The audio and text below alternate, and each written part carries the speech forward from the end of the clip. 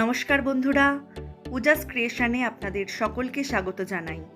আজকে আমি চলে এসেছি নতুন একটি ভিডিও নিয়ে। আমাদের সকলের বাড়িতেই এরকম পুরনো কিছু জিন্সের প্যান্ট থাকে যেগুলো আর পরা হয় না। সেগুলোকে ফেলে না দিয়ে কিভাবে সেগুলোকে কাজে লাগিয়ে নানা রকম জিনিসপত্র তৈরি করা যায় তারই একটি ভিডিও আজকে দেখে নেব। প্রথমে জিন্সের প্যান্টটাকে কাঁচির সাহায্যে প্যান্টের মোটা সেলাইগুলোকে বাদ দিয়ে কেটে নিতে হবে। তারপর কোনো কার্ডবোর্ড বা মোটা কাগজের ওপর এভাবে ফুলের পাপড়ির মতো ছোট বড় যে কোনো আকারের আপনাদের ইচ্ছে মতো এঁকে নিয়ে তারপর সেটাকে কাঁচির সাহায্যে কেটে নিতে হবে।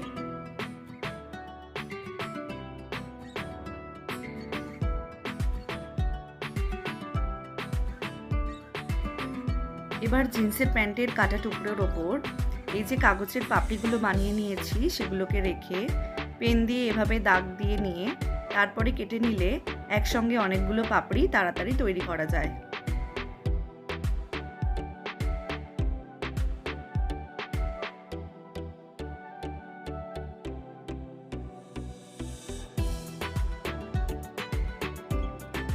কাঁচির সাহায্যে পাপড়িগুলোকে এইভাবে কেটে নেব। 6টা পাপড়ি এইভাবে কেটে নিয়ে আমি ফুলগুলো বানিয়ে নেব। প্রত্যেকটা ফুল বানাতে আমার 6টা করে পাপড়ি লাগবে। আপনারা ছোট বড় যে কোনো মাপের এইভাবে পাপড়িগুলো কেটে নিতে পারেন।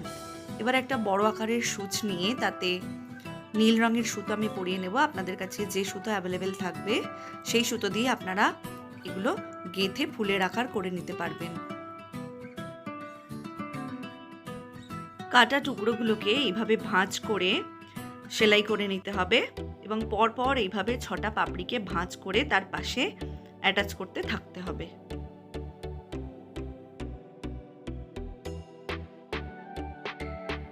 আমার ভিডিওগুলি ভালো লাগলে লাইক করবেন, কমেন্ট করবেন এবং আপনাদের বন্ধুদের সাথেও শেয়ার করবেন।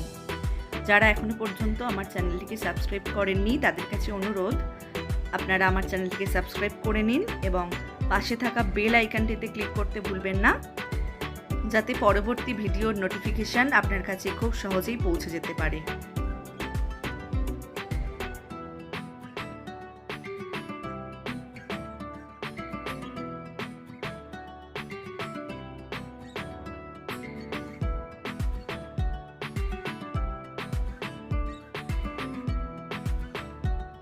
ছটা পাপড়িকে এইভাবে পাশাপাশি সেলাই করে নেওয়ার পরে পাপড়িগুলোর মুখগুলো এক জায়গায় জড়ো করে নিয়ে বেশ কয়েকবার সেলাই করে নিতে হবে, যাতে পাপড়িগুলো তার জায়গা থেকে সরে যেতে না পারে।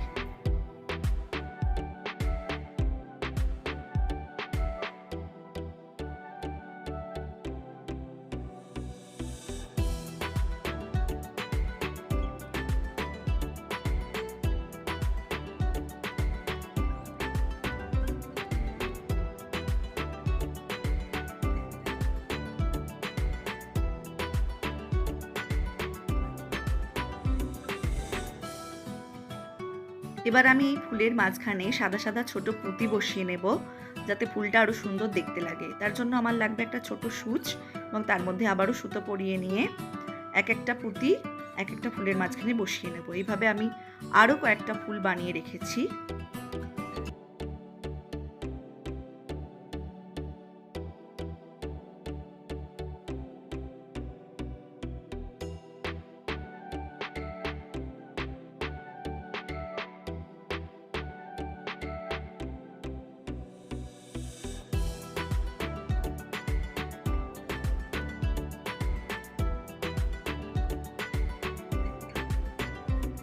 এইভাবে পুরনো জিন্স প্যান্ট দিয়ে যে ফুলগুলো আমি বানিয়ে নিলাম, আমার পরবর্তী ভিডিওতে আপনারা দেখতে পাবেন এই ফুল দিয়ে আরও কত রকম জিনিস বানানো যায়।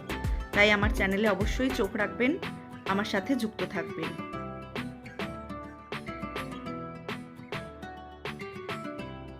ভিডিওটা শেষ পর্যন্ত দেখার জন্য আপনাদের অনেক ধন্যবাদ জানাই।